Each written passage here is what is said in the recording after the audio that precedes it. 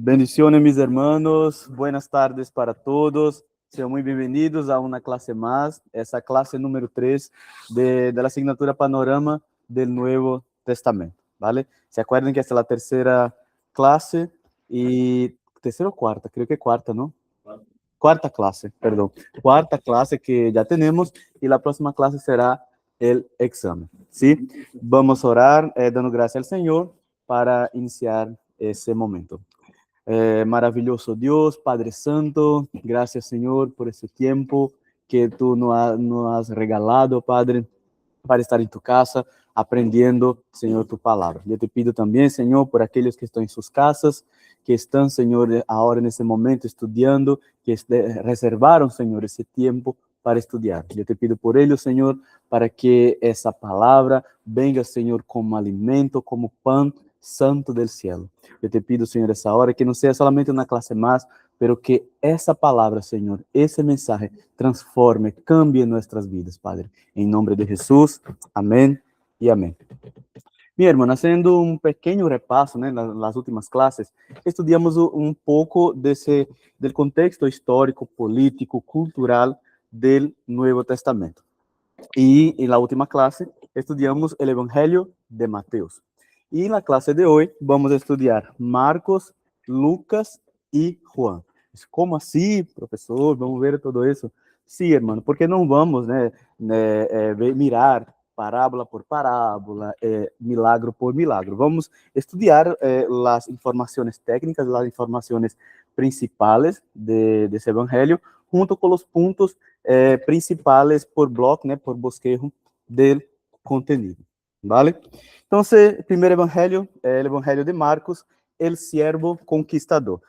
Los títulos, né, que lo puse son en referencia a cómo Jesús es retratado o como los evangelistas escriben acerca de Jesús. ¿Se acuerdan que Mateo escribió acerca de Jesús como un rey, el rey de Israel, el rey que llegó para salvar su pueblo. Y ahora vemos Jesús como el siervo conquistador, el siervo que hace todas las cosas. Como una breve introducción, Marco es el más breve de los evangelios. Es un evangelio muy cortito y vimos en otras clases que algunos evangelistas tuvieron Marcos como referencia, posiblemente como una fuente de consulta, como consultó esas informaciones de Marco. Fue probable, madre mía, qué palabra difícil, el primer evangelio a ser escrito y habla más de las acciones de Jesús que sus enseñanzas. No se ve mucho parábolas, sermones, como se ve en otros evangelios. Se ve los milagros, lo que Jesús hizo. Expulsó demonios, personas enfermas dejaron de ser enfermas. Esa es la dinámica escrita de Marcos. La mayoría de los eventos, né, que se narra aparecen en Mateo y en Lucas. Se ve en Marcos también, pero en Marcos se narran con mayor detalles y viveza. Entonces, Marcos tiene esa preocupación de describir bien los eventos que se pasaron con Jesús. Muchos teólogos, né, creen que el Evangelio de Marcos es una compilación, es una junción de los informes de Pedro. Como Marcos convivió con Pedro, es probable que Pedro contó como lo que pasó con detalles para Marcos y Marcos escribió acerca de ese tema. Porque los detalles son muy, hay muchos detalles, es una vividez muy fuerte con ese tema. Los padres de la iglesia, né, los primeros hombres que juntaron esses textos del Evangelho e todo, eles creem que Marcos havia basado seu Evangelho na predicação de Pedro, pero também tuvo acesso a alguns informes de Pablo. E escreveu, né, entre 65 e 70 depois da morte del apóstolo. Então, se crê que depois da morte de Pedro foi que Marcos decidiu escrever esse evangelho. Se acuerdan que os evangelhos foram escritos por cada fase por necessidade da igreja. los apóstoles estaban muriendo, los testigos oculares de Jesús estaban muriendo, entonces la iglesia necesitaba de un documento de lo que pasó, justo para sacar las dudas de las personas, los huecos de las historias, los huecos doctrinales. Entonces se escribieron los evangelios. Marcos usa com frequência uma palavra chamada imediatamente, que dá um sentido de urgência, como se Jesus estivesse salindo de um local e imediatamente foi para outro local. Jesus obrou um milagre aqui e imediatamente saiu para outra cidade, para outro local, para outra região, para obrar. Então, vemos que esse siervo, né, está sempre ocupado em obedecer a vontade de seu Padre. Vemos isso nesse evangelho. E a audiência, né, que Marcos tinha em mente, que era o povo romano. Não sei se vocês se acordam, na última classe vimos que a audiência, as pessoas que era provável que iriam ler o evangelho de Mateus eram os judíos, para que eles compreendessem que Jesus era o Messias esperado. E a audiência de Marcos não era em judíos, o povo, né, o foco não eram os judíos, pero o povo romano, os gentiles.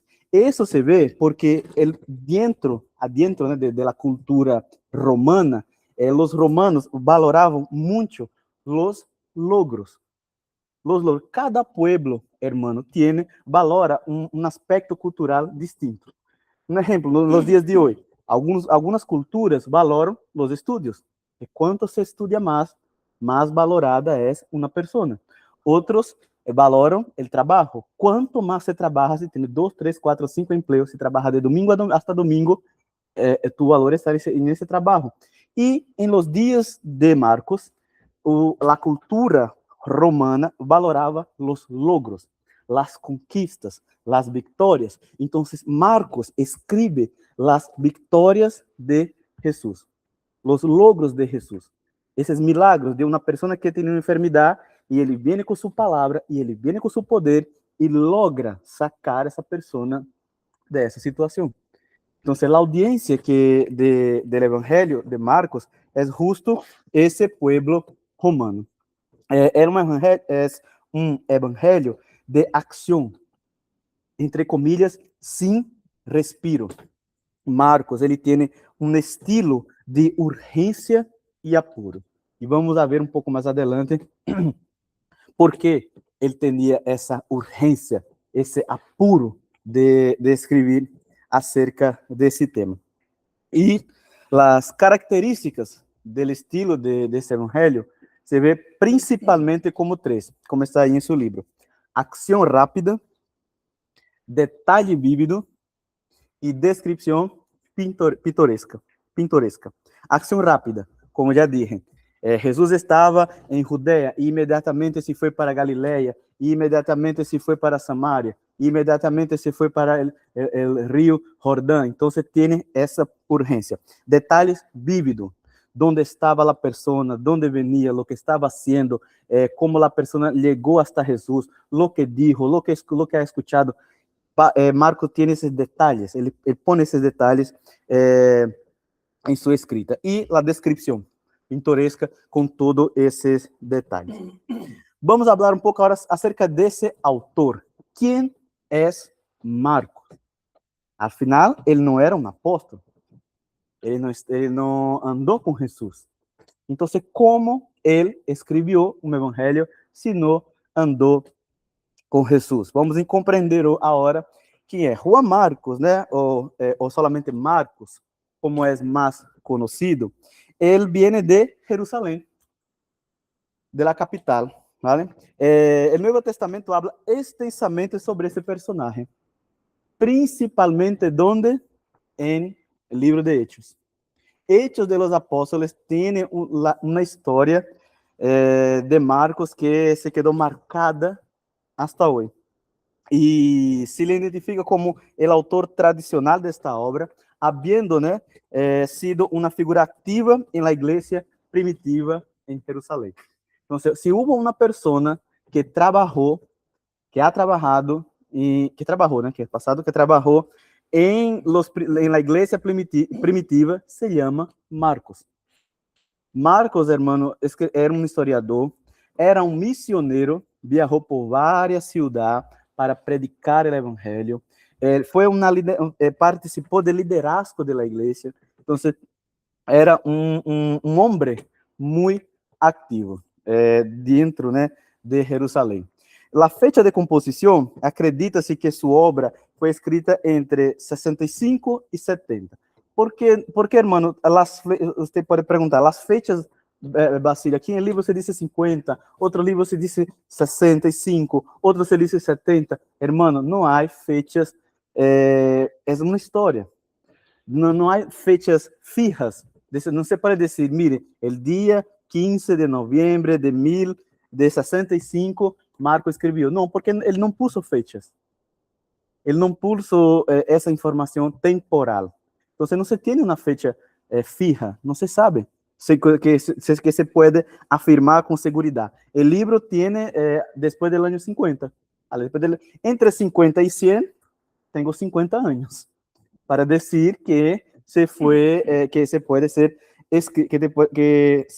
escribir. Este período se sitúa entre la muerte de Pedro y justo antes de la caída definitiva de Jerusalén. Ese es un punto también importante, porque Jerusalén empieza una guerra terrible en el año 66 después de Cristo y dura 4 años hasta su caída final en el año 70 después de Cristo, donde el templo es destruido, que Jesús profetizó acerca de ese tema. Entonces, hasta 66 creen que es probable que Marcos escribió ese evangelio después de 50, antes de la caída de Jerusalén. Sus destinatarios, para quien Marcos escribió. El evangelio de Marcos tuvo su origen en Roma. Marcos escribió justo con el propósito de enseñar el evangelio para los cristianos gentiles. Cristianos gentiles. ¿Quién era un cristiano gentil, hermano? Eran personas que vivían en el mundo pagano, que vivían en la idolatría, con sus dioses y tal, fuera de Jerusalén, fuera de Judea, fuera de Galilea, y el evangelio llegó hasta esas personas. Ellas dejaron sus antiguas prácticas y aceptaron a Jesús, aceptaron el evangelio. Entonces, esas personas ahora eran cristianos gentiles. Cuando el libro de Hechos habla de los cristianos gentiles, judíos, hay esa diferencia, ¿sí? Son esas personas. Son personas que ahora hacían parte de la iglesia primitiva, pero no tenían origen entre los judíos. Tenían orígenes de lejos, ¿vale? Entonces, muchos de esos creyentes, né, vivían bajo la sombra de la persecución y el sufrimiento, necesitando un fundamento sólido para su fe recién adquirida. Eran los neófitos.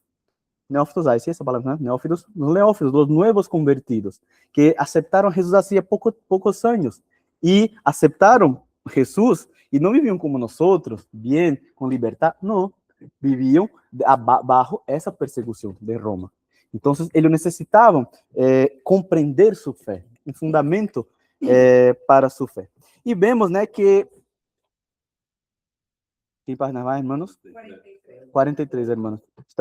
Para quien está acompanhando também em casa, estamos na página 43 de su libro, ¿vale? 43 de su libro. Estamos vendo o perfil de Marcos antes de entrar em su contenido, ¿vale? Entonces vemos, hermanos, que Juan Marcos tenía vínculos apostólicos y es por eso que su evangelio, ¿no?, fue acepto dentro del Nuevo Testamento. Él tenía un vínculo con Pedro y también un vínculo con Pablo. El vínculo con Pedro, né, essa influência de Pedro, como companheiro cercano de Pedro, Marcos capturou o testemunho ocular del apóstolo, cuya perspectiva es vívida, directa en el texto. Entonces, Pedro tuvo más influenció influenciou a escrita de Marcos por essa convivência com Pedro. E também com Pablo. ¿Vale? Sua relação com Pablo foi corta, não se sabe se foi muito corta, mas conviveu bastante, mas tuvo uma pelea ali, teve um momento de discussão entre eles, pero foi uma relação que deixou em Marcos uma marca muito forte. E essa marca se encontra em seu evangelho. Essa visão teológica que resume, que tiene, né, esse objetivo da missão de Jesus para salvação de los gentios. Isso é uma visão teológica. Essa é uma interpretação da obra de Cristo. Então, vemos uma influência de Pablo em seu evangelho. Juan Marcos, hermano, era um historiador e teólogo. Um homem muito inteligente que hizo uma investigação rigurosa acerca de lo que passou com Jesus. Ele não chegou e inventou as coisas, criou as coisas, não. Ele foi a fazer essa investigação, não? Essa investigação, profundizou em los relatos. Então, ele foi esse historiador cristiano de grande importância, documentando os hechos com precisão. Ele tinha esse cuidado. Eu quero saber quem era Jesus. Eu quero escrever acerca de lo que hizo Jesus. Sua visão, né, teológica, actuou como teólogo por direito próprio, estruturando sua obra com um propósito articulado. Vamos ver um pouco mais adelante o versículo. E destreza literária. A obra demonstra uma consumada habilidade em sua narrativa e disposição de los eventos. Isso se vê em Mateus, Marcos e Lucas. El orden, né, de los eventos muito retratados com base em la geografia de la Tierra Santa. Então, os eventos que se passaram em la região de Galileia, os eventos de Samaria e os eventos de Judea. Em Perea também. Os três têm essa visão. Marcos também usa essa disposição. Como propósito pastoral, vemos, né, que a fé em Cristo, né, escrito, foi justo para generar essa fé em Jesus Cristo. Mira, observem que Marcos convivia com os romanos. Os romanos creiam em vários deuses. Então, como fazer que os romanos compreendessem que só teníamos um Deus? Só teníamos um Deus e que esse Deus se manifestou em uma encarnação humana por meio de Cristo. Não era uma tarefa fácil, era uma tarefa difícil. Então, Marcos teve esse desejo de reconhecer, ele reconheceu Cristo como o Hijo de Deus e ensinou isso para as pessoas por meio de seu relato. Outro ponto foi a solicitud pastoral. Vemos que Marcos tinha uma preocupação muito forte com o bem-estar da comunidade, da igreja. Ele conhecia que a igreja tinha problemas doutrinários que necessitavam ser sanados. E uma das maneiras de sanar problemas doutrinários é com a palavra, com a enseñança. Então, ele teve essa preocupação de escrever o evangelho para ensinar. E seu testemunho, né, funciona como um documento testimonial de tudo o que passou com Jesus para que as pessoas de agora e depois conozcam quem foi Jesus. E vemos, né, o mensagem central de Marcos está em seu primeiro versículo. Princípio do Evangelho de Jesucristo, Hijo de Deus. Então, mire, esse é o propósito de Marcos. Enseñar para o mundo que Jesucristo era, foi e é para sempre o Hijo de Deus. Vemos também, né, esse vínculo, né, com o legado, sua obra de síntese, né, Marcos ele logra sintetizar a tradição oral recebida de Pedro com o fervor missioneiro de Pablo. Então, você mira que Marcos tem essa preocupação de juntar os relatos de los dos, os relatos de Pablo e os relatos de Pedro, para juntos escrever um solo texto, documento teológico, um monumento teológico, como é conhecido hasta hoje. Então, mire como aí está em linha esse contexto histórico de la escrita de ese evangelio. Entonces tenemos, ¿no?, la muerte de Pedro en Roma bajo el gobierno de Nero, ¿no?, el emperador Nero, entre 64 y 65. Avançamos um pouco mais, entre 65 e 70, se crê que foi a composição do Evangelho de Marcos. Mas por que tantos anos? Hermanos, estamos falando de um tempo que não tinha ordenador, que não tinha livro de pesquisa, que tudo era muito difícil. Escrever um livro era muito caro. E fazer uma cópia, então pior. Então, Marcos teve alguns anos para juntar todas as informações em um solo texto. E el ano 70, creem que foi a caída de Jerusalém e destruição do templo. Então, temos el orden de los eventos de Marcos. Antecedentes, hermanos, todos nosotros tenemos un pasado. Antecedentes penales, criminales, no, penales no. Todos tenemos antecedentes. Y Marcos también tenía sus antecedentes. El ministerio activo, né, de Marcos inició cuando él acompañó Pablo y Barnabé en el primer viaje misionero. Incluso, né, se llama viaje misionero de Pablo, pero se sabe que puede ser, en verdad, el líder de ese viaje fue Barnabé. Desde Jerusalén hasta Antioquía. E luego de Antioquia hasta Chipre. Vamos ver um mapa aqui. Eu creio que se explica melhor lo que passou. Mire, esse é o primeiro viaje misionero de Pablo. Essa linha roja que está ali, eles saíram de Antioquia del Pisidia, viajaram hasta la isla que está abaixo ali, em el mapa de Chipre, e depois foram para a região de Panfilia, mais ao sul de, eu creio que é Ásia, ¿sí? Então, avançaram por Panfilia, Pisídia, hasta Licônia, chegaram hasta Derbe. Derbe é a última cidade.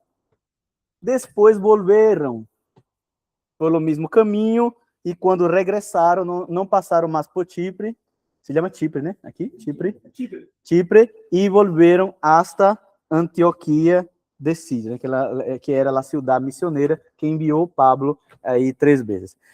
Então, este era o itinerário, o caminho que os missioneiros Pablo e Barnabé planearam para esse viagem.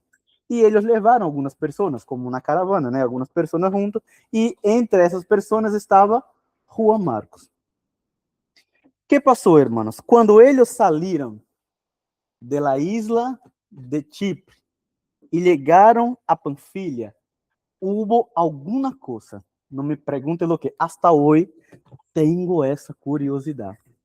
O que passou entre Chipre e entre Panfilia? Alguma coisa passou que Juan Marcos se marchou. Deixou o grupo. Volvió para Antioquia, volvió para Jerusalém, não se sabe. Volvió. E Pablo e Barnabé avançaram em esse viagem. E isso, hermano, isso generou um problema tão grande, e porque Pablo guardou essa atitude de Juan Marcos. E guardou não de uma boa maneira. Guardou em uma caja, como muitas pessoas fazem. Mire, depois eu uso contra ti isso novamente.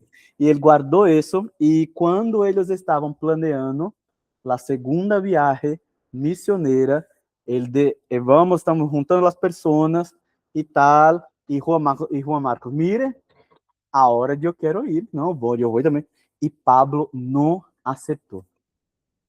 Pablo não aceitou Juan Marcos em seu grupo.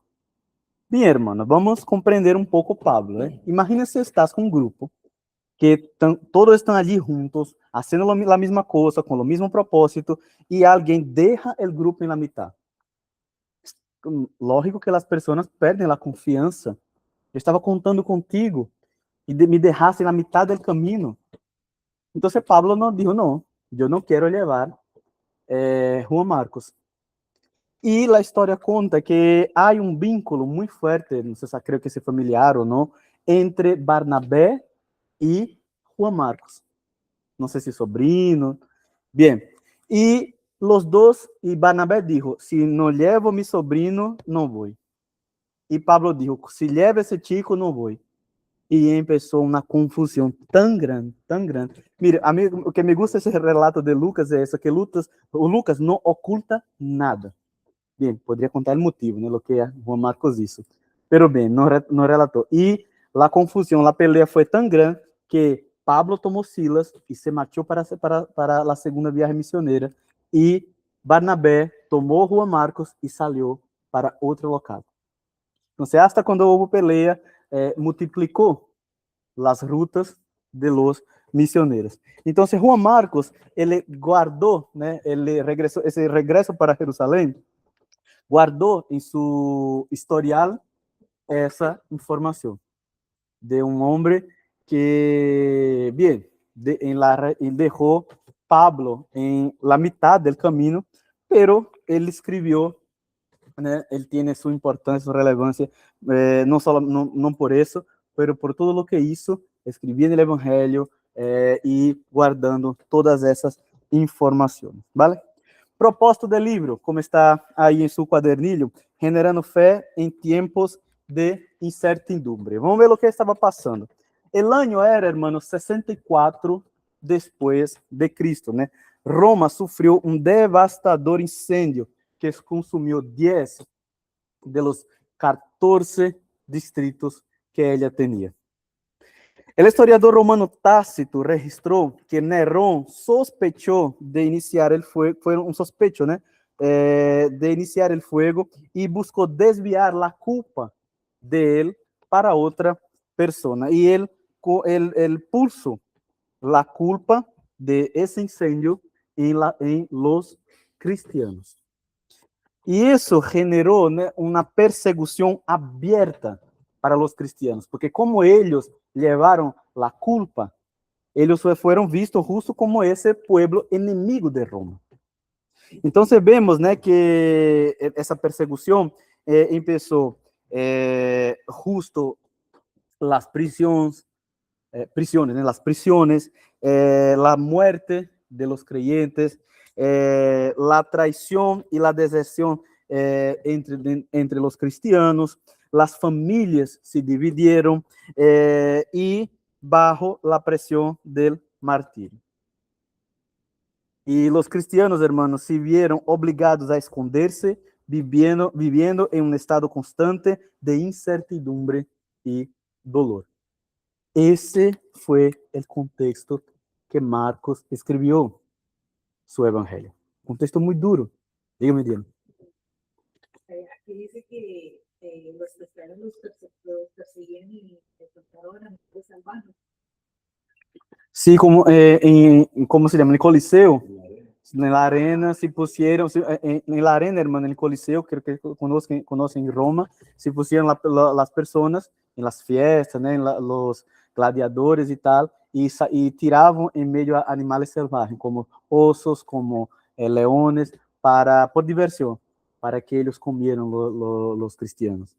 Entonces, fue un momento muy duro en la historia de la iglesia, en esos años, ¿no? de la iglesia. Entonces Marcos escribió, ¿no? ese evangelio para despertar la fe de las personas, porque la iglesia tenía un propósito pastoral urgente, generar y fortalecer la fe de las personas. La fe en Jesús. Entonces le presentó a un Cristo que es adecuado para todas las necesidades humanas, especialmente en los tiempos de sufrimiento. Estilo y mensaje, ¿no? Ya vimos que Marcos escribe de una manera muy rápida, un ritmo ágil, ¿no? El evangelio se caracteriza por un movimiento rápido, llevando al lector directamente al corazón de la acción. Es una cosa muy importante. Por eso que se está leyendo el Evangelio de Marcos, tenemos la sensación que Jesús vivió solamente un año, porque es todo tan rápido, pero Marcos tiene esa urgencia de escribir de esa manera.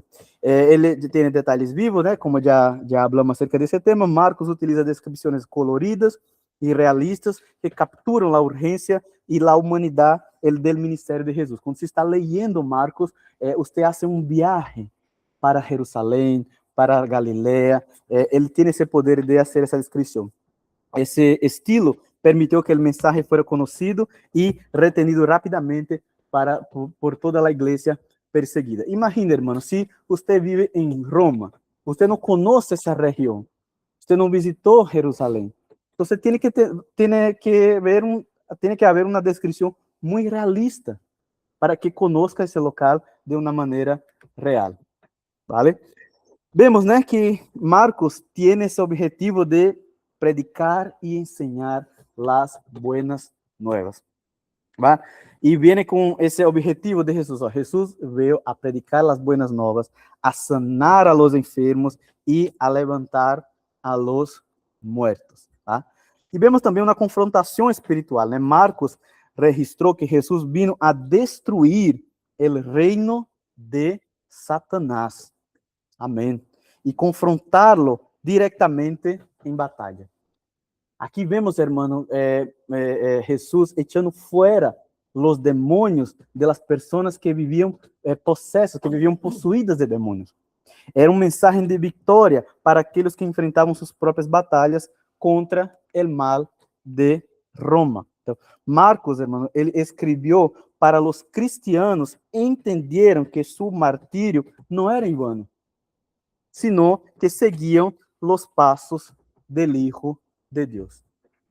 Por eso ese tema del Evangelio del servo conquistador, del Cristo conquistador, el que conquistó todas las cosas, el que venció el mal, que venció Satanás. Vemos aqui essa tabla um resumo, né, desse propósito. Foi dentro de um contexto social, uma perseguição de Nerón, desde 64 depois de Cristo, a necessidade humana, né? Era um tempo de incertidumbre, de traição e divisão familiar. É uma resposta de Jesus, né? Enseñança, sanidade e vitória sobre o mal. E esse literário, um estilo urgente e ágil, ¿vale? Então, Jesus, né, é apresentado não só como um personagem histórico, sino como el Mesías vivo que responde a la crise actual de la iglesia, el Hijo de Dios en la batalla. Amém? Vamos agora, depois de todas as informações, tudo isso foi somente uma tradução, vamos agora para o conteúdo de Marcos, lo que Marcos tiene, né? Hechos e poder del Hijo de Dios. Vale? Vamos um testemunho direto, né? Marcos recebeu dados, né, de primeira mão, graças a sua estreita relação, como já falamos, com Pedro e Pablo, sim? Marcos, né, enfatiza a obra de Jesus mais que suas palavras. Então, você vê, porque isso suena raro, pero explico. Marcos, hermano, descreve o que Jesus hizo. E já Mateus descreve o que Jesus dijo. Compreende a diferença? Então, tem essa preocupação de descrever o que foi hecho. O outro tem a preocupação de descrever o que foi enseñado. Parábolas, sermones. Então, quando você mira o Evangelho de Marcos, por isso é um Evangelho de ação. Porque não tem sermones largos, não tem enseñanças largas. Tem o que Jesus hizo. E os milagros ocupam um lugar prominente para mostrar o poder e autoridade del Hijo de Dios. É um informe atual e direto de logros e não de uma teoria mística. E aqui há se chama gráfico em espanhol, um gráfico de la énfasis em los milagros que Marco hizo. Isso está em seu livro, em um párrafo, ¿vale? Los milagros registrados de Jesús, 18 de los 35 estão em Marcos. ¿Vale? Ya de las parábolas que existen en el Evangelio, en los tres, ¿no? Los tres, de las 70, Marcos registrou solamente 18. Mire a diferença. 35 milagros e solamente 18 parábolas.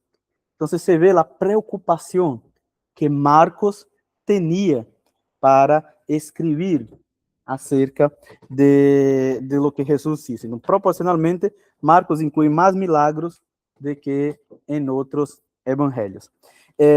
Su quadernilho, seu livro, ele tem uma estrutura de livro em 5 pontos, ¿vale? Em 5 pontos, pero se pode resumir, né? Resumir a estrutura de Marcos em 3 pontos principais que são acerca do ministério de Jesus. El ponto 1, su misión. Marcos tiene la preocupación de describir el llamado y envío de los discípulos. El discipulado, que es justo enseñar sobre el camino, hacer, operar milagros. Todo eso tiene entre los capítulos 8 y 10 de Marcos. Y la pasión, que es Jerusalén, muerte y resurrección, vemos entre os capítulos 11 e o capítulo 16. Algumas características únicas, né? Vemos que Marcos tem esse cuidado de registrar todo com muita atenção e universal. Marcos, hermano, ele não usa termos judios como Mateus usa. Mateus usou. Por exemplo, Mateus habla de genealogia, pero el mundo romano conoce la genealogia de Israel, hermano? Não conoce. Mateo usa a expressão lei, a lei de Moisés. O mundo não conhece a lei de Moisés. Quem conhece? Os judeus. Então, Marcos não usa esse término lei, porque seu foco está enfocado em ensinar o evangelho para os gentiles. Vemos também que ele tem essa preocupação de apresentar Jesus como o Hijo encarnado. Ele apresenta Jesus em sua assombrosa personalidade humana. A la vez, né, é o Hijo de Deus encarnado e hacedor de milagros. Vale? Vamos agora para o conteúdo. Para o conteúdo ponto a ponto, né, de los capítulos de Marcos. Vale? Vemos, né, que vamos avançar aqui. Marcos 1, capítulo 1. De los versículos 1 até el 13, vemos un panorama, una explicación acerca de quién es Jesús. Entonces, Marcos une las escrituras hebreas y cristianas, citando Éxodo, Isaías y Malaquías. Y vemos también que él tiene una preocupación de hablar acerca de la vida del precursor, que es Juan el Bautista. Juan el Bautista es el cumplimiento y la preparación. Viene tras mí el que es más poderoso. Amén. Vemos también que Marcos tiene ese cuidado de explicar en la vida de Jesús los momentos de alturas y los valles que Jesús atravesó. Entonces vemos un ejemplo, el relato del bautismo, donde Jesús es reconocido como el Hijo de Dios. Pero vemos también el desierto que Jesús atravesó, en las tentaciones, el camino de la cruz, el siervo sufriente. Entonces vemos que Marcos tiene esa preocupación de hacer esa división entre ellos dos. La primera sección, que es el llamado, del capítulo 1, versículo 14, que está en su libro, hasta el capítulo 3, versículo 12, que está en la página, ¿está en qué página? La página 46. Jesús, né, recruta obreiros ordinários, pessoas comuns, para responsabilidades espirituais, de indústrias pesqueiras a ser pescadores de homens. Nessa sessão também se vê a autoridade sobre o mal. Tá? Em Capernaum, um exemplo, libera al endemoniado e sana a la suegra de Pedro. Tá? Essa é uma coisa que eu estava falando ayer. Eu tenho uma classe de consejeria cristiana los lunes, e é importante como Jesus mira os detalhes.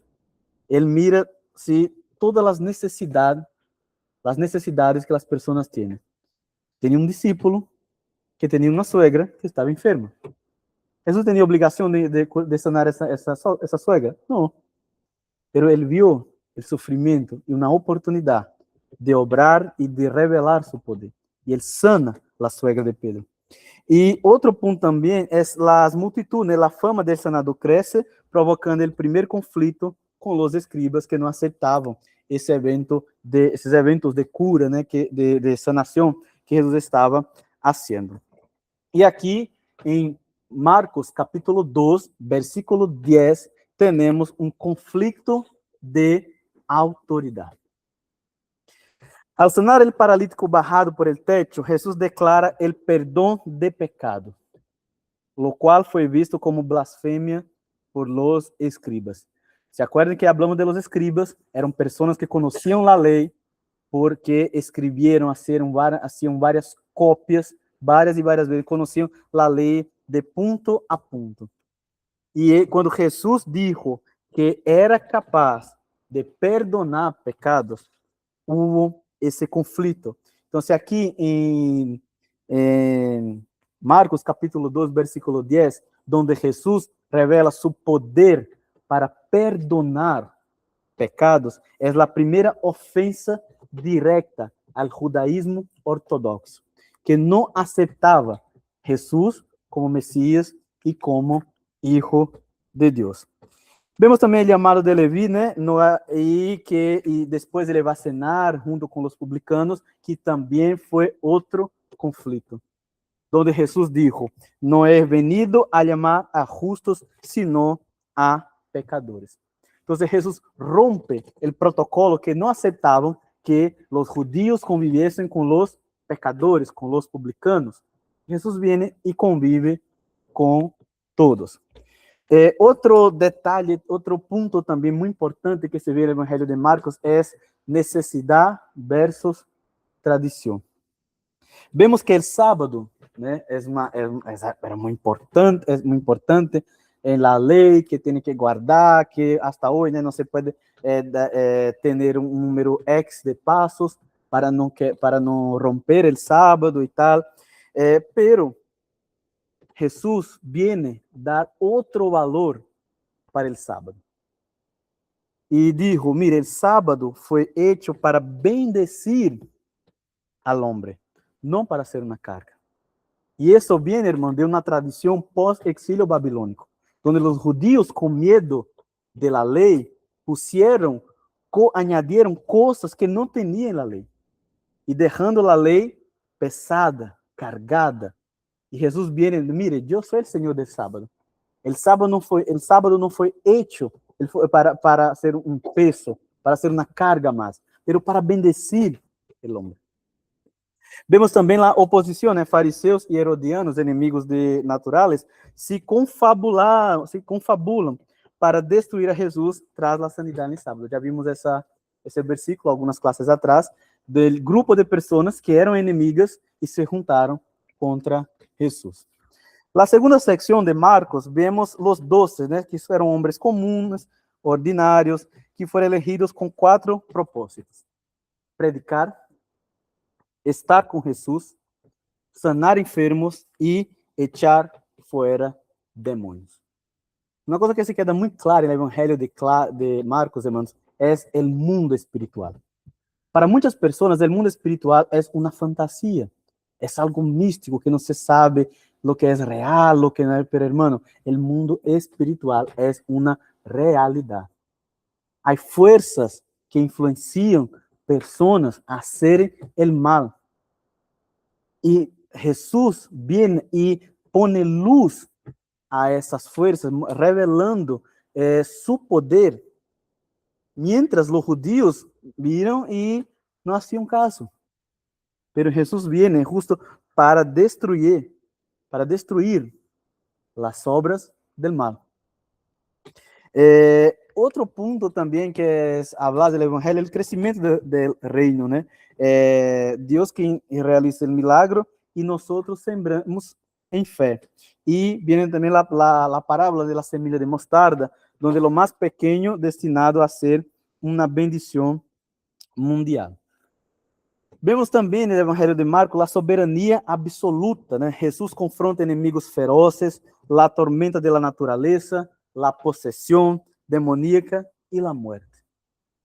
Vemos que Jesus enfrenta todas essas forças e sai vencedor de todas essas forças. ¿Vale?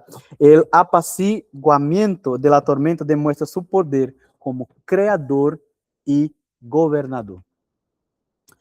La tercera sesión de Marcos, que va del capítulo 6, versículo 7, que está en su libro, hasta el capítulo 8, versículo 21, vemos el perfil misionero de los apóstoles, ¿vale? Jesús envía los 12 en parejas. Marcos registra también la compasión ante las masas, ¿no? Con la alimentación a 5.000 personas. Otro punto también que él advierte sobre la levadura de los fariseos con su doctrina legalista. Lo que es ese punto, hermano, de doctrina legalista, es de cumplir la ley solamente por cumplir, por miedo, sin comprender la ley, solamente para hacer bien para las otras personas, no para sí mismo, no por amor a Dios, no por temor. Eso es legalismo. Yo hago lo que mando, no porque yo quiero. Y eso es un punto que Jesús habla. La cuarta sesión es la grande confesión, ¿no? Entre Marcos 8:22 hasta el capítulo 10, versículo 52.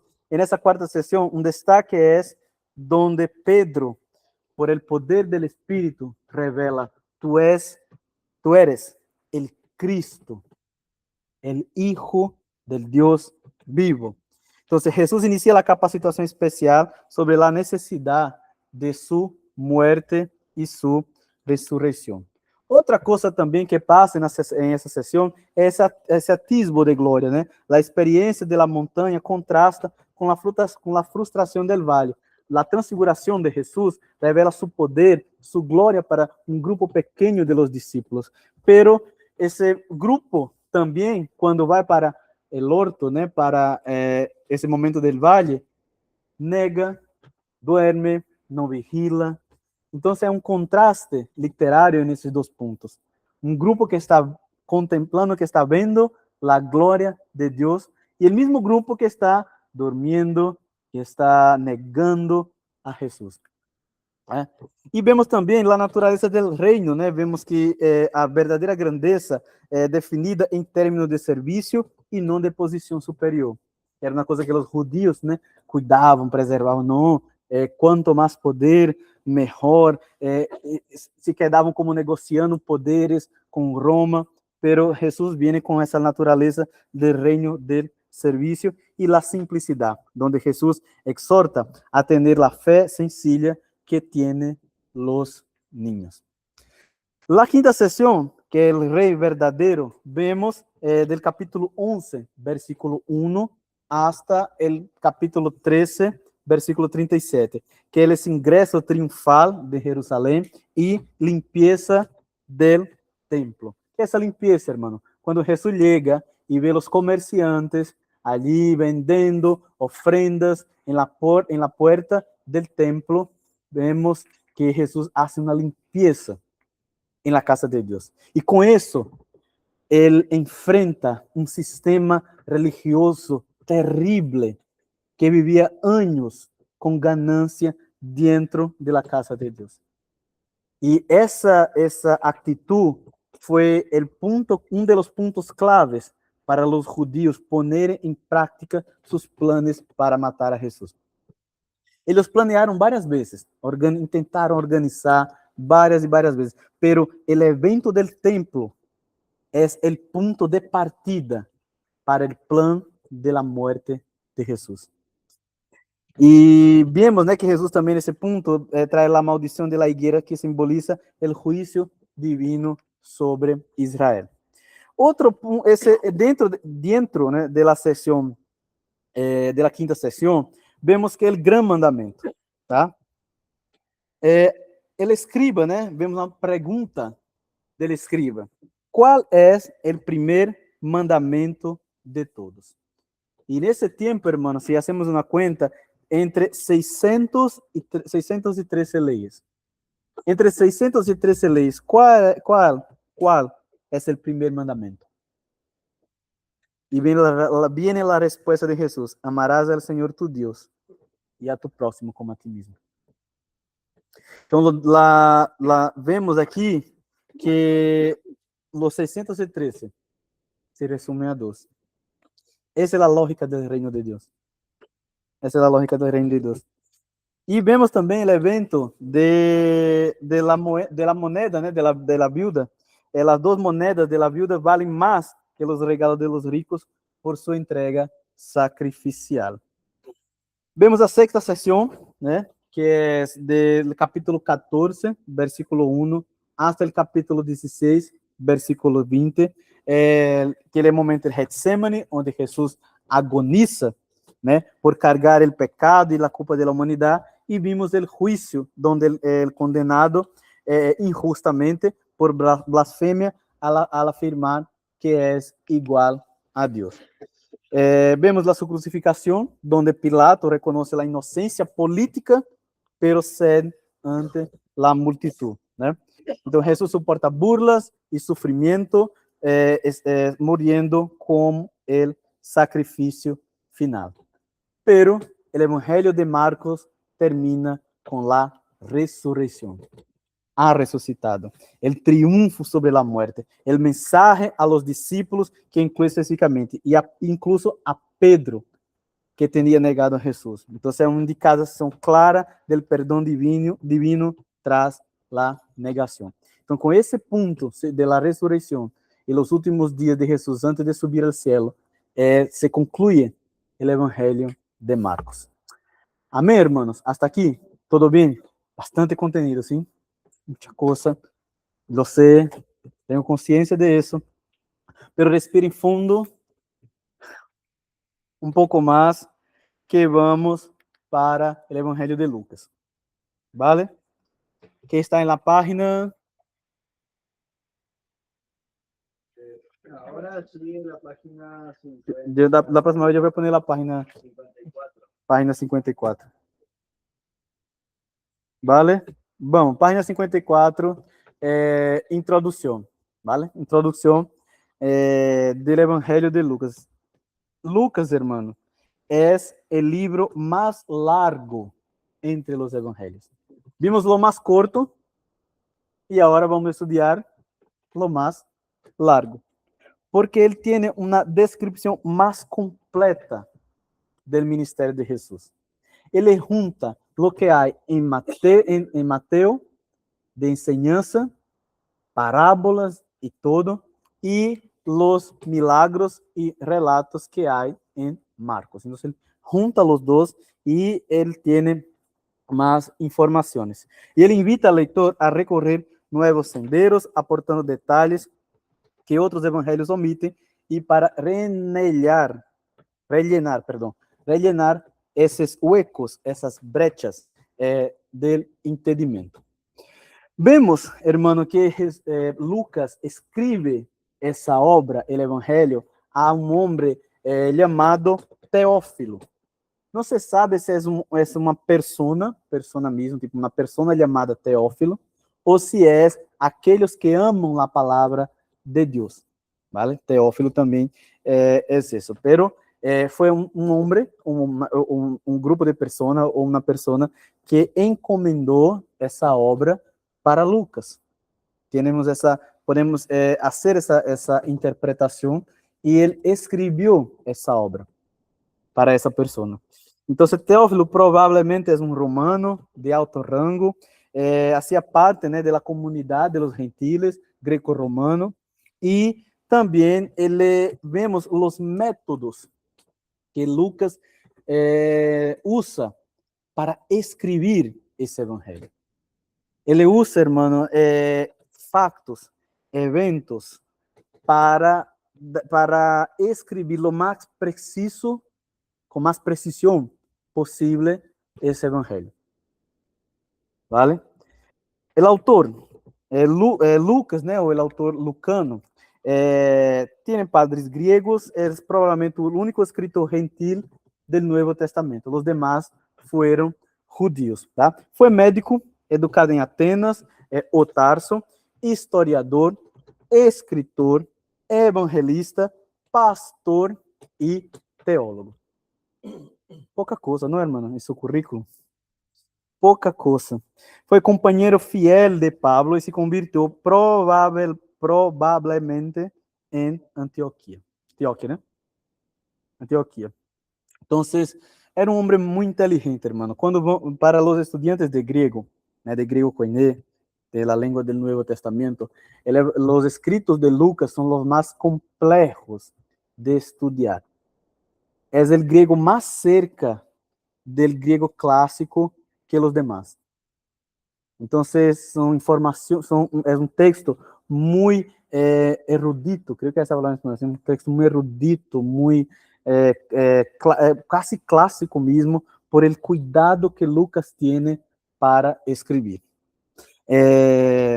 Vemos también como médico su formación científica se refleja en la precisión de sus relatos y también descripciones físicas. Cuando hay una descripción de las enfermedades, Lucas describe con más detalles los dolores, los puntos. Él fue también un historiador, ¿no? Utiliza la narrativa histórica para interpretar los fines eternos de Dios y también un legado, ¿no? Murió a los 84 años en Beocia, lleno del Espíritu Santo, según la tradición antigua. Antecedentes.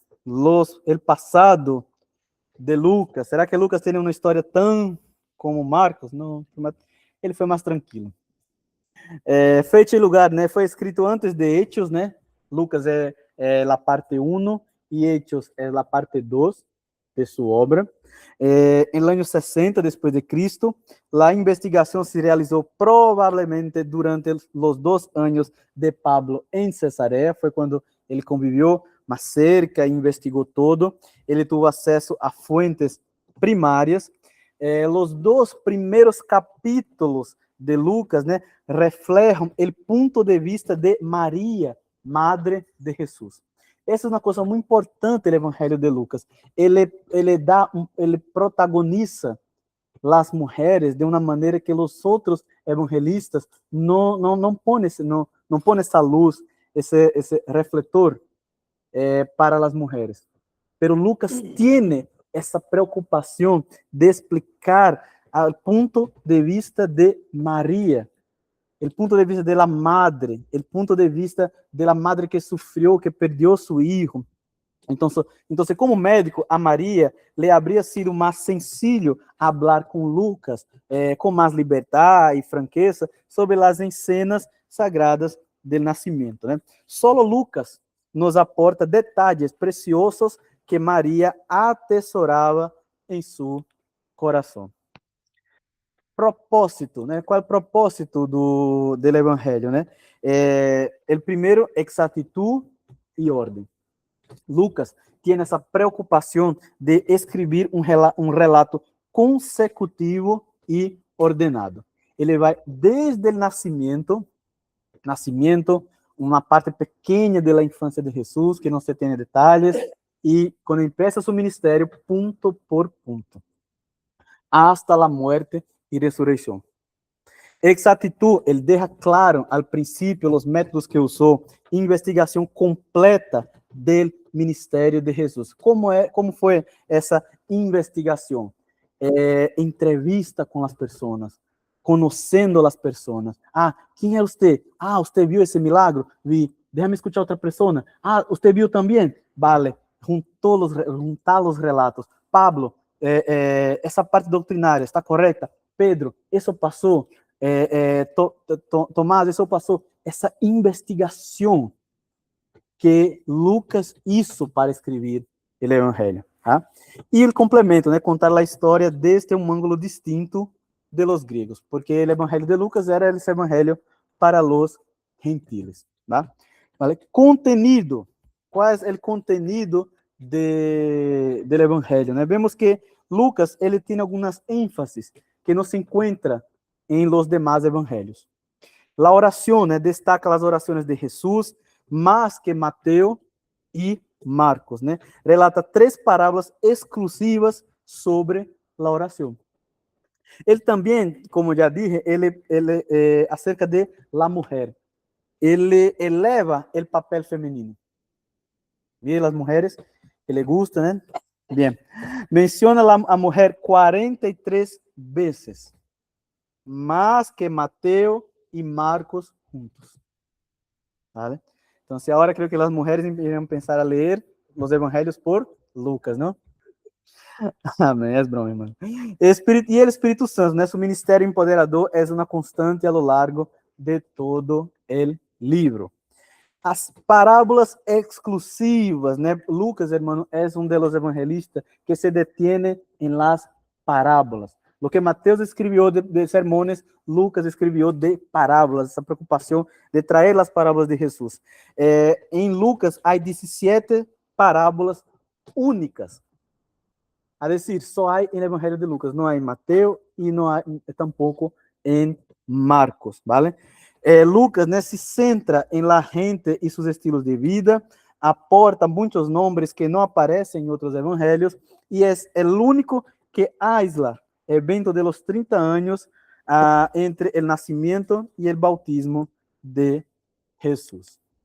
Vamos agora para o contenido, né? Para o contenido, esse bosquejo que há em seu livro. Que está na página, alguém me ajuda? O bosquejo de Lucas. 56. Página 56, vamos a ver. ¿Vale? El prólogo, né? El princípio do evangelho. Prólogo, capítulo 1, versículo 1, hasta el versículo 4. Vemos, a mí me gusta eso, hermano, porque como cientista, né, pesquisador de la universidad, a mí me gusta saber cómo la persona escribió ese texto. ¿Cuáles fueron las fuentes? ¿Cuál fue el proceso? A mí me gusta leer porque dependendo de cómo la persona escribe, qual método usou, eu vou ler o texto ou não. Se eu ver que é uma pesquisa, é uma investigação que foi feita com falhas, com erros, a mim não me gusta, eu não a leio. Então, Lucas tem essa preocupação para trazer confirmação, certidumbre para seu método, para seu escrito. Então, ele vem com um relato preciso e ordenado, basado em testigos oculares. Essa é uma informação muito importante, porque ele não escutou de outra pessoa, de segundos e terceiros. Ele buscou pessoas que viram o que Jesus disse. ¿Vale? Seguridad, né? Instruir a Teófilo para darle firmeza a la verdad cristiana. Lo que escribo es verdad. E as fuentes, né? Que foram informações recebidas de quem vieram e oyeron a Jesus. Del versículo 5, né, del mismo capítulo 1, hasta el capítulo 2, versículo 52, vemos os nascimentos milagrosos, né? De Juan e de Jesus. Vemos o censo de Augusto, né? Que conduziu esses primeiros anos de Jesus, desde onde estava em Nazaré, para Belém, depois para Egipto, e depois voltou para Nazaré, ¿vale? E vemos também os pastores, né, que foram os primeiros em adorar al Hijo del Hombre em um humilde presepe. Vemos como el libro de Lucas, el Evangelio de Lucas, el reconocimiento de la deidad de Jesús. Que Jesús es Dios. Jesús es Jesús es el Hijo de Dios. Y vemos por dos personas distintas, diferentes, que en el relato de Lucas. Simeón y Ana. ¿Vale? Entonces Simeón es justo ese, él reconoció a Cristo por el Espíritu Santo y profetizó que Jesús sería señal de contradicción y una espada para el alma de María. ¿Tá? Y vemos de Ana, né, que a anciana profetiza, que habló de Jesús a todos los que esperaban la redención de Jerusalén. Y con eso vemos el crecimiento, né? Jesús se desarrolló espiritual, mental, física y socialmente en Nazaret. Como socialmente, Basilio, hermano, él tuvo una profesión. Era carpintero, se dice carpintero en español, carpintero. ¿Tá? Aún en la traducción todavía, vemos del capítulo 3, versículo 1, hasta el capítulo 4, versículo 13, 3 puntos principales de Jesús. Identificación. El bautismo marca su identidad como hijo de Dios y el principio de su ministerio. Vemos la genealogía, né, demuestra que es hijo del hombre mediante la ascendencia de María como hijo de Elí. Y la tentación probó que como hombre fue tentado, pero por ser Dios no cayó en pecado. El ministerio, né, vemos autoridade em Nazaré. Jesús lee Isaías 61 em uma sinagoga. E isso, hermano, é um motivo de pelea entre ele e os judíos. ¿Vale? Ele é rechazado por seus próprios patriotas. Compatriotas, né? Compatriotas. E isso é verdade, hermano. Um profeta tem valor em todo o mundo, menos em sua própria terra, em sua própria casa. Sua autoridade, né, se confirma mediante milagros, sanidades, liberação de demônios e poder sobre a natureza. E vemos que Lucas, ele traz, né, esse caminho hasta Jerusalém, caminho a Jerusalém, que vai isso tem uns versículos que traz essa trajetória, do capítulo 9, versículo 51, hasta o capítulo 19, versículo 28. Afirmou seu rosto para ir a Jerusalém. E nesse tempo, né, nesses versículos, se vê que ele passou na região de Perea. Eu deveria ter poner um mapa aí para mostrar onde se queda. Que o ministério itinerante al este de Jordão, sua missão pela el envio de los 70 discípulos, enseñanza, la instrucción sobre la oración como el Padre Nuestro, y la compasión, sanidad en sábado y amor por los perdidos. E aqui em Evangelho de Lucas, né, temos a trilogia, já ensinei aqui na igreja acerca desse tema, que é a parábolas de los perdidos, ou a trilogia de los perdidos, que são as 3 parábolas que traem justo esse cuidado do Senhor para trazer né, seu povo de volta. Não me acordo se isso está em livro, creio que não, essa parte. Pero bien, Jesús, né, traz 3 parábolas que revelam seu cuidado por los perdidos. ¿Vale? Vemos a oveja perdida, a moneda perdida e o hijo perdido. ¿Vale? Entonces, esa es la parábola de los perdidos, esos 3 perdidos, ¿no? O 3 cosas perdidas. Jesús revela su amor para buscar los perdidos de la casa de su padre, los perdidos de Israel. ¿Vale? Vemos también que ese punto 6 y 7, ¿no? La presentación y rechazo. ¿No? Hay un evento que es ese momento que Lucas describe también, y el valor cualitativo de la ofrenda. El valor cualitativo de la ofrenda. Vemos, hermano, que los ricos donaron varias cosas, pero todo eso eran valores cuantitativos. Y una moneda y una viuda vieron con 2 moneditas que tienen un valor cualitativo completo. Y vemos que Jesús mira no el valor, pero lo que hay en el corazón. Y abajo hay un pensamiento, no es un versículo, es un pensamiento que dijo, lo que cuenta no es lo que damos, sino lo que nos sobra después de dar. ¿Vale? Entonces, ese sentimiento de donar, de ofrendar, Jesús enseña que tiene que venir del corazón. Sino de qué vale? Del amor. E vemos a profecia, né?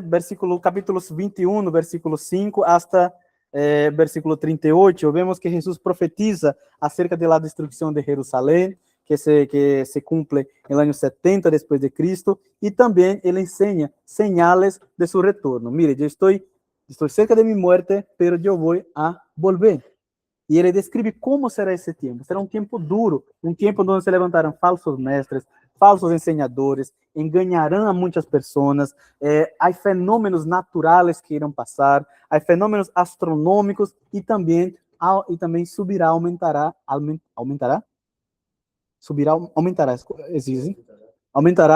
a perseguição a los cristianos. ¿Vale? Então, são eventos, profecias que Lucas traz para esses dias. Del capítulo 22, versículo 1, hasta el capítulo 23, versículo 56, vemos que es la pasión. Y Lucas tiene esa preocupación de describir también en orden cronológica, paso por paso. Desde Getsemaní, hasta el interrogatorio, después el juicio civil y por fin la crucifixión. Entonces Lucas, ele traz, se você está lendo o texto, Lucas capítulo 22, versículo 1, irá ver que se organizam em 4 eventos, em 4 momentos principais. Del Getsemaní, a agonia e luta com a morte cercana. Vemos o interrogatório, né? Pedro niega a Cristo 3 vezes em el pátio. El juicio civil, creo que civil. Pilato afirma sua inocência, pero lo entrega por pressão. E la crucifixión, vemos que la muerte a las 3 de la tarde, con oscuridad y velo rasgado. Entonces, Lucas trae ese panorama de eventos en 4 partes, desde el Getsemaní hasta la crucificación. Y concluye su evangelio con la resurrección de Cristo, así como Marcos, né? Jesús aparece camino en Maús y a los 11 discípulos en Jerusalén, demostrando que tiene un cuerpo real y material, que foi uma preocupação, que abrindo um parênteses, que Lucas tuvo de explicar que Jesus ressuscitou em um corpo real, não era um fantasma, não era uma visitação, não, era um corpo real, que ele venceu a morte. E terminamos, né, com esse versículo do capítulo de Lucas, capítulo 19, versículo 10. El Hijo del Hombre vino a buscar e a salvar lo que se había perdido. Amém? ¿Listos, hermanos? Un poco rápido, ¿no? Respiren, paremos para Juan y terminamos por hoy. Juan es un poco más cortito de los demás. Tranquilos hasta aquí. Quem está em casa agora, está haciendo una comida, escuchando en su teléfono, está en su tele, né, en su sofá, con un cuadernillo. Pero bien, vamos ahora para esa última parte de la clase, que es el Evangelio de Juan. Amén. Vamos, el evangelio espiritual. El evangelio espiritual. El evangelio de Juan, hermanos, fue escrito después de los 3 evangelios. Hay una teoría donde Juan, él vio lo que tenía escrito de Mateo, de Marcos, de Lucas, y sintió, né, en su corazón, o hacía falta de una explicación doctrinal acerca del Cristo como el Hijo del Hombre y el Hijo de Dios. Entonces, ele tuvo essa preocupação de trazer esse evangelho. E vemos, né, que su escrito, ele tem essa revelação culminante del ministerio de Cristo. Mire, Jesús es el que nació por un milagro, él operó milagros, él enseñó acerca del reino de Dios, pero yo necesito explicar que él es Dios. Essa deidade de Jesus.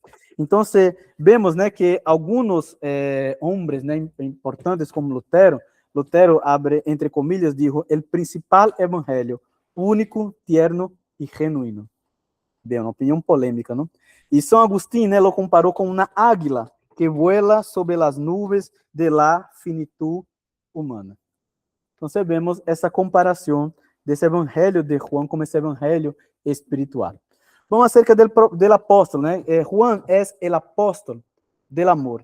Temos sua identidade, né? E foi hijo de Zebedeo e Salomé, hermano de Santiago, pescador del mar de Galilea, um homem comum, como os outros. Su carácter, né? Lleno de fervor, hijo del trueno, pero transformado em el apóstolo de la humildad e el amor. E como legado escreveu, mire, hermano, ele escreveu um montão, assim como Pablo. Escreveu o Evangelho, 3 epístolas e o Apocalipse. Bastante coisa, não? Foi um líder em Jerusalém e logo em Éfeso. antecedentes, el pasado de Juan. Bien, hasta ahora el único pasado más polémico fue el de Marcos, ¿no? Pero los demás fue tranquilo. Bien, los días de Juan, hermano, fueron días muy difíciles porque ya era el final del siglo.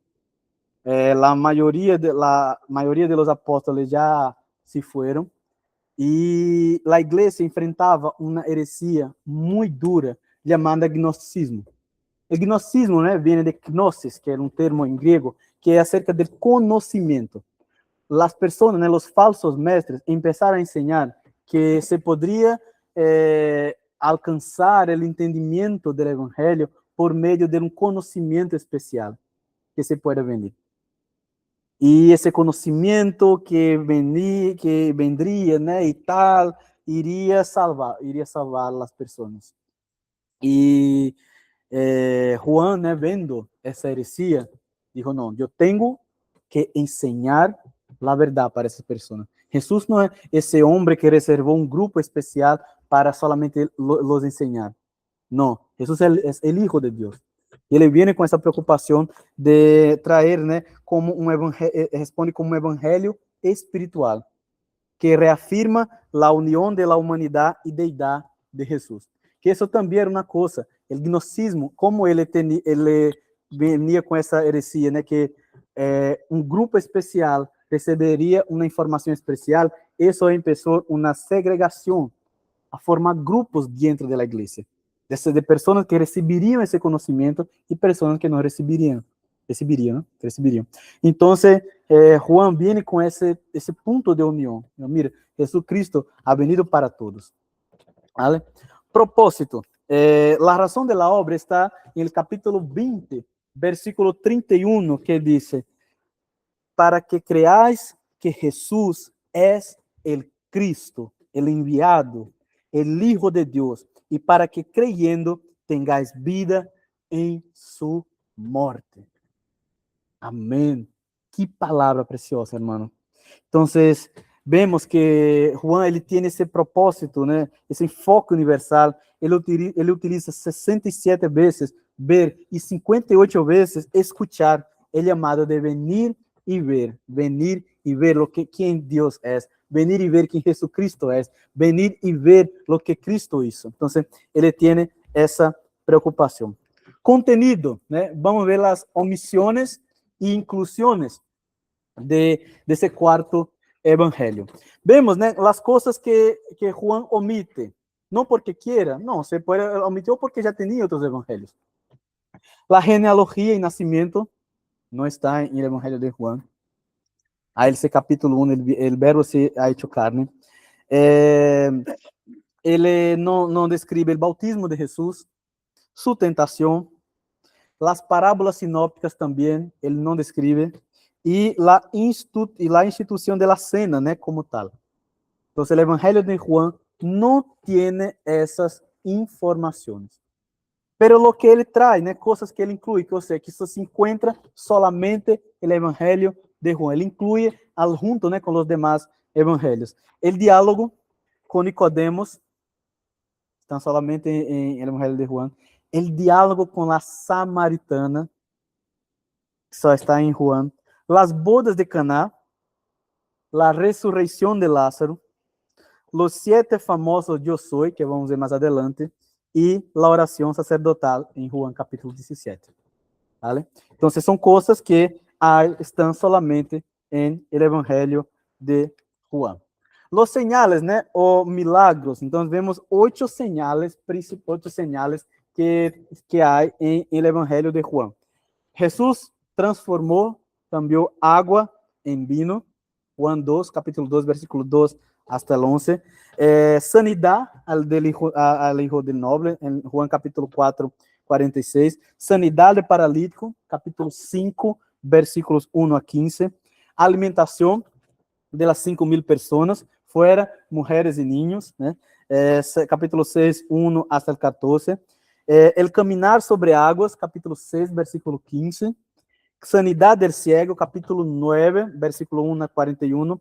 Resurrección de Lázaro, capítulo 1, versículo 11, capítulo 11, versículo 1.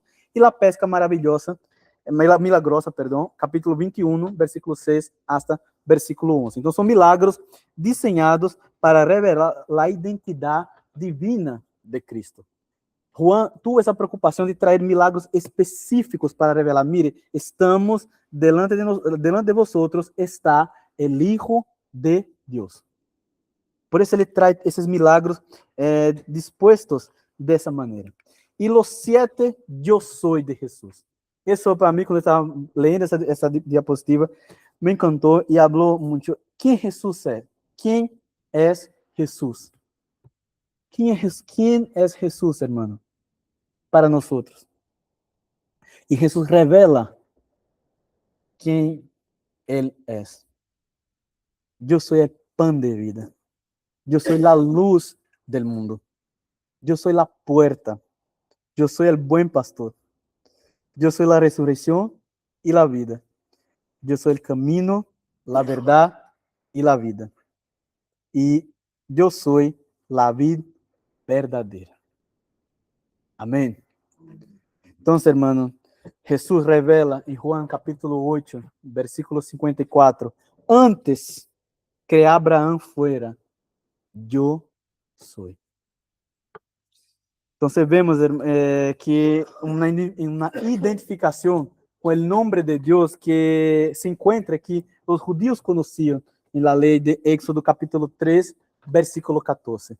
Então, para eles, para os judeus, era uma blasfêmia escuchar para um homem, entre comillas, comum, dizer, eu sou o Deus. ¿Vale? Vemos que Jesus tinha um círculo íntimo nesse grupo, Juan várias vezes, sabe, aquele amigo, que hace questão de dizer, mire, eu sou amigo dele.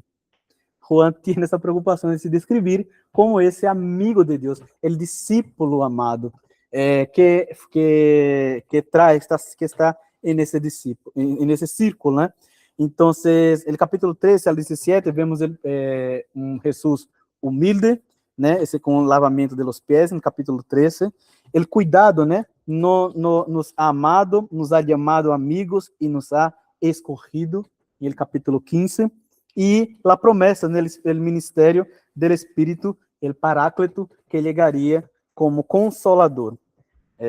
Vale? No capítulo 17 também há a oração sacerdotal, onde Jesus ora, por preservação, santificação e unificação. Então, ele ora por proteção de seus discípulos ante o mundo. Ele ora por santificação, santifica-los em tu verdade. Tu palavra é verdade. Juan 17, 17. E por unificação. Ele ora por la unidade de todos os creyentes futuros. E o triunfo final. Sígueme, em Juan capítulo 21, versículo 22. Vale? Essa parte do capítulo 18, del 18 adelante, não sei porquê, não sei se foi na hoja que saiu, na página que saiu, não está em seu livro, vale? Se quer fazer algum apunte, a hora é essa. De 18 a 21 não está em seu livro, ele já parte, isso um corte direto para Hechos. Mas, bom, 18, 19, 20 e 21, esses últimos capítulos, de Juan, quando ele diz, eu sou, o ego em mim, os soldados retrocedem e caem da terra, mostra sua soberania absoluta, ele se entrega voluntariamente para proteger seus discípulos. No capítulo 18, vemos o juízo e negação, vemos que o juízo de Anás e Caifás, revelando que foi um processo injusto que Jesus sofreu, que ele foi condenado inocentemente, tá? Vemos, que Pedro nega Jesus em el pátio, e ante Pilato, Jesus afirma, mi reino não é deste mundo. E Pilato lança a pergunta escéptica, que é a verdade? ¿Vale? No capítulo 19, vemos que a frase consumado es, Jesus registra as palavras finais, telestai, consumado es. Então, depois disso, hermanos, a deuda está paga, a obra de redenção está completa. El costado traspasado brota sangre y agua, cumpliendo la escritura y confirmando su humanidad real. Pero la muerte no venció nuestro Jesús. El capítulo 20, Juan trae la divindad como una resurrección. Donde María Magdalena, la primera en ver al Señor resucitado, Jesús la ha llamado por su nombre, revelando su cuidado personal. Y aquí las personas hacen una broma que, ¿por qué Jesús reveló primero que tenía resucitado para una mujer? Por su alto poder de comunicación. Las mujeres tienen ese poder de comunicarse más rápido, ¿no?, que los hombres. Es broma, ¿vi, hermano? Calma.